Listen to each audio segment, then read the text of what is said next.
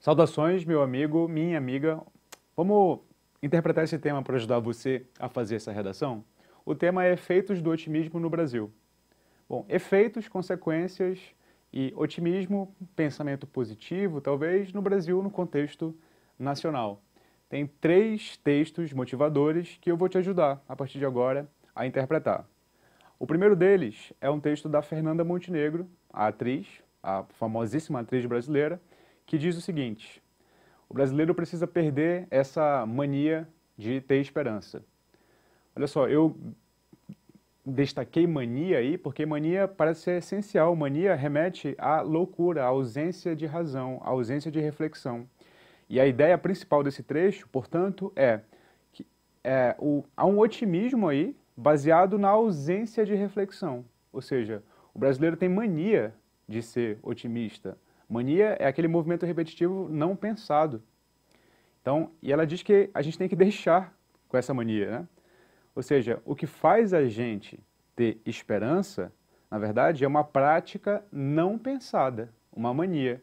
E, portanto, o efeito disso, para interpretar o título, o tema, melhor dizendo, é um efeito de as pessoas passarem a agir de modo não refletido, de modo não pensado, a tomarem ações não pensadas. Essa é a ideia central do trecho da Fernanda Montenegro. Ter esperança, no fundo, ou mesmo na superfície, é uma ação não refletida. A gente precisa deixar de ter ações não refletidas.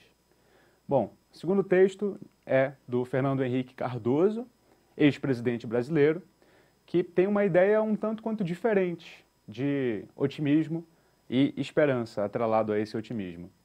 Ele tem um otimismo, digamos assim, baseado na certeza sobre o futuro. Em determinado momento, ele fala lá no texto dele, assim, o brasileiro de verdade acredita no país. Então, como assim acredita no país? Ele lista uma série de coisas que fazem o Brasil, na época dele, dar certo, acesso à saúde e tal, educação, alguma coisa assim. E aí diz assim, olha, o brasileiro tem motivos para ter certeza de que, dado o presente, o futuro será melhor. Então, o brasileiro tem que acreditar no futuro. Acreditar aí é ter certeza no futuro, ter uma certeza meio que fé no futuro.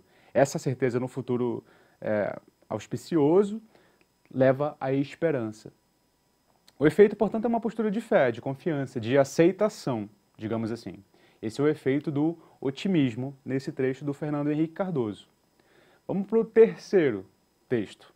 O terceiro texto é um texto do Milor Fernandes, que é um escritor, humorista brasileiro, já falecido, quem sabe um dos nossos melhores escritores contemporâneos. O Milor traz uma ideia de otimismo baseado na incerteza. É o extremo oposto do Fernando Henrique Cardoso. Por que incerteza? Ele diz lá em determinado momento do texto: um otimista é aquele que nunca tem certeza sobre o futuro do país. E ele ele nunca tem certeza. O que ele quer dizer com isso? Bom, porque é sempre uma dúvida se o país dará certo ou não, o otimista prefere apostar de que ele dará certo. Então, na verdade, a esperança dele nasce da incerteza se vai dar certo ou errado. É o oposto do Fernando Henrique, você notou? E aí os efeitos disso são a ausência de clareza sobre o que será o futuro e, portanto, a ausência de capacidade de ação, já que eu não sei no que vai dar, qualquer coisa serve. Então aí tem também, eu observo, um movimento de tese, antítese e síntese, se você quer pensar assim. Tese e antítese, o que o Milor está propondo de um lado e o Fernando Henrique está propondo de outro, ou seja, ambos mexem com o conceito de certeza. O Milor com incerteza, o Fernando Henrique com certeza, mas ambas levam a um otimismo, com efeitos diferentes, talvez, ou parecidos. E, por outro lado, a Fernanda Montenegro está propondo uma outra tese, que, na verdade, meio que acaba com a dicotomia, se você quiser. Ela diz, não, abandonemos esse tal de otimismo se ele é baseado numa não reflexão. Isso é apenas uma mania, e o brasileiro tem que aprender a ter ações corroboradas pela reflexão, pelo pensamento. Se quiser, é uma linha também, é uma linha a ser seguida. E eu lembro, calma, eu lembro que tem um comando nessa questão, e isso é importantíssimo para a banca da PUC.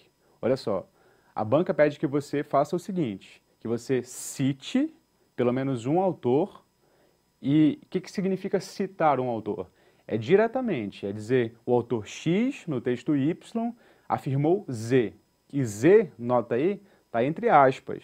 Você tem que citar diretamente em algum momento do texto. E em seguida, concordar ou discordar, certo? Faça isso de modo que o texto fique o mais natural possível, que ele não fique um alienígena dentro do seu texto, tá? Faz um esforço para achar interessante de verdade um trecho, de modo que você pusesse no texto, mesmo se a banca não tivesse pedido para você fazer, ok? É isso que é exigido de você.